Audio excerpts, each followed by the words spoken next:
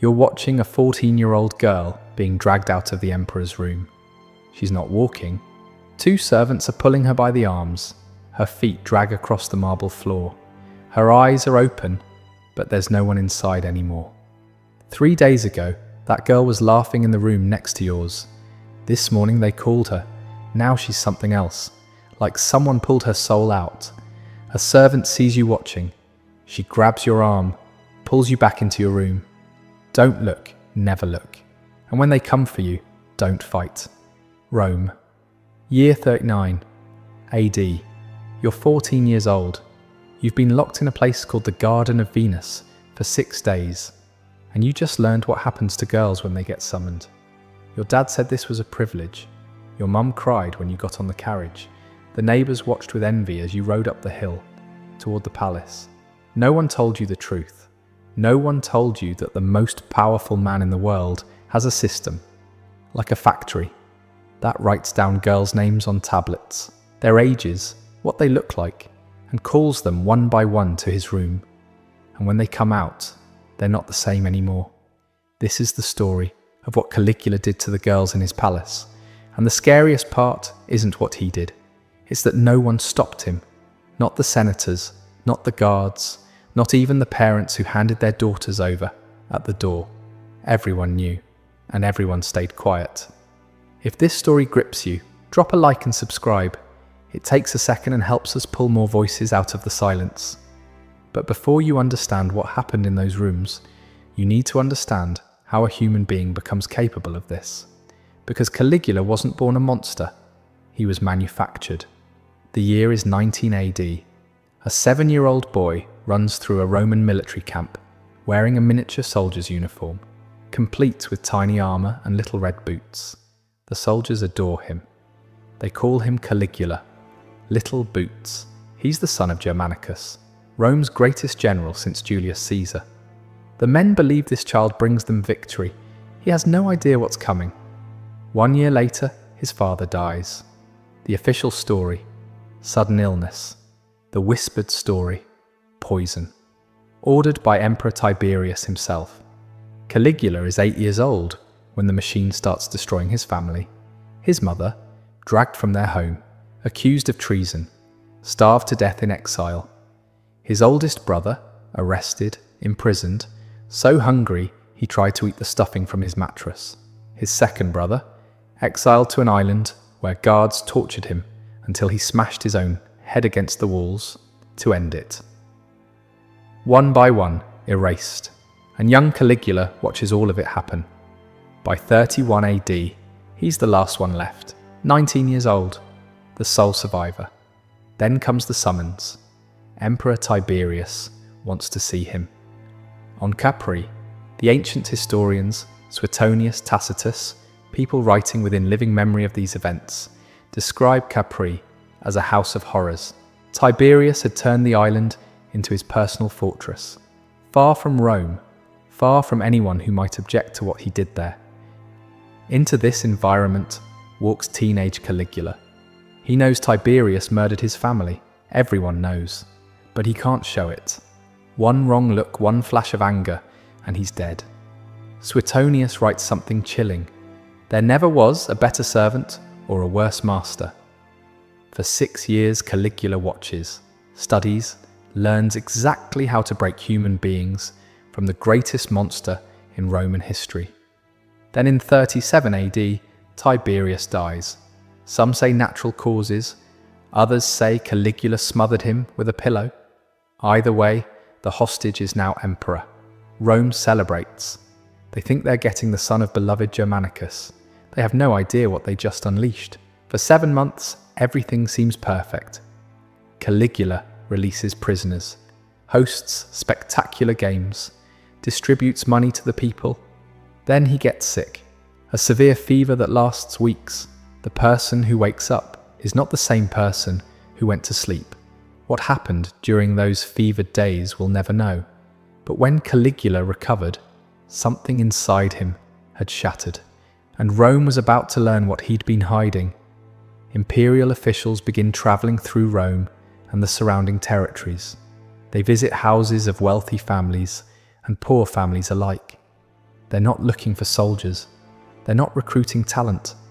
They're looking for three things: age, beauty, purity. Girls between 12 and 16 years old, faces that please the emperor, and virgins verified by family reputation and sometimes examined.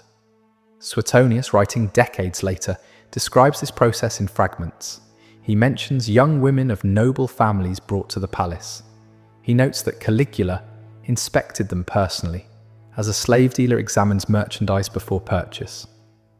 Even Suetonius, a man who documented orgies, murders, and incest without flinching, seems uncomfortable describing what came next. Records were kept. Wax tablets documented each girl's name, age, physical appearance, family connections. This wasn't impulsive cruelty. This was inventory management. Human beings reduced to entries in an accounting ledger. The system was terrifyingly efficient. Officials travelled in pairs carrying imperial seals that opened any door. They had quotas to meet, reports to file. They measured their success in numbers: how many candidates identified, how many families visited, how many girls delivered. This wasn't chaos, this was bureaucracy, and that's what makes it truly horrifying. Not one madman acting on impulse, but dozens of functionaries processing human beings with the same detachment they'd used to count grain shipments. The families didn't resist. In a society where honour was everything, being selected by the emperor was presented as the highest privilege. Parents competed for the opportunity, dressed their daughters in white, braided their hair with flowers. Some mothers wept. Mothers, when the carriage departed, but they wept quietly, because crying loudly would mean they weren't happy, and not being happy would mean serving the emperor was something bad. So they swallowed their tears, swallowed their doubts, and let their daughters go. They called it the Garden of Venus. The name sounds beautiful, romantic, like a place filled with flowers and fountains where young women learned poetry and music. It was a prison. But here's what made it worse than any dungeon. A dungeon looks like a dungeon. Chains, cold stone. You know where you stand. This place looked like paradise. Silk curtains everywhere. Beds softer than anything these girls had ever touched. Perfume thick enough to taste. Food most Romans never knew existed. Servants who smiled and fulfilled every request. Everything beautiful, everything wrong. Modern psychologists have a term for what this does to the human mind: cognitive dissonance. When your senses tell you one thing and your instincts tell you another, your brain starts to crack. You can't trust your own perceptions anymore. The girls couldn't leave their rooms without permission, couldn't contact their families, didn't know what day it was, didn't know what they were supposed to do. They just waited, sometimes for days, sometimes for weeks. No one explained anything. No one told them when they'd be called. No one told them what happened when they were. They only heard footsteps at night, passing their doors, stopping at another door, a girl being taken, and the next morning, that girl would be different, quieter, emptier, or she wouldn't come back at all. The servants who brought food watched everything. Every tear got reported. Every whisper between girls got documented.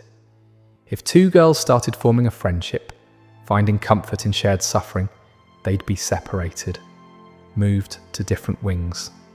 Because connection breeds strength, and strength breeds resistance. Isolation was part of the design. The waiting itself was the torture. In the 1960s, psychologist Martin Seligman conducted experiments that revealed something disturbing about the mind. When subjects learned that nothing they did could change their situation, they stopped trying. They gave up, not from weakness, but because their brains were trying to protect them from madness. He called it learned helplessness. First you fight, then you realize fighting doesn't work. Then you stop fighting, then you stop feeling.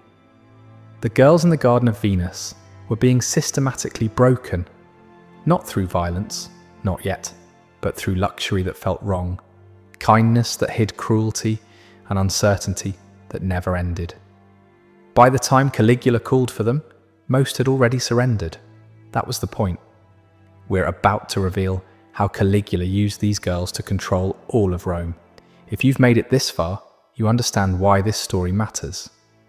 Subscribe, because Crown and Dagger doesn't hide from history's darkest chapters. But Caligula wasn't satisfied with just the girls. He wanted to break everyone. The historian Cassius Dio describes imperial banquets that became theatres of systematic humiliation. Marble halls filled with Rome's most powerful men, senators, generals, governors, eating and drinking and pretending everything was normal. Then Caligula would stand, walk between the tables, examine the wives of his guests, the way he examined the girls in his garden. He would select one, take her hand, lead her away, and her husband would sit there, do nothing, say nothing. What could he do? Object. His children would be dead by morning, his entire family erased from Roman history. So he sat, drank his wine, made small talk with the man beside him, who was pretending not to hear anything. Waited.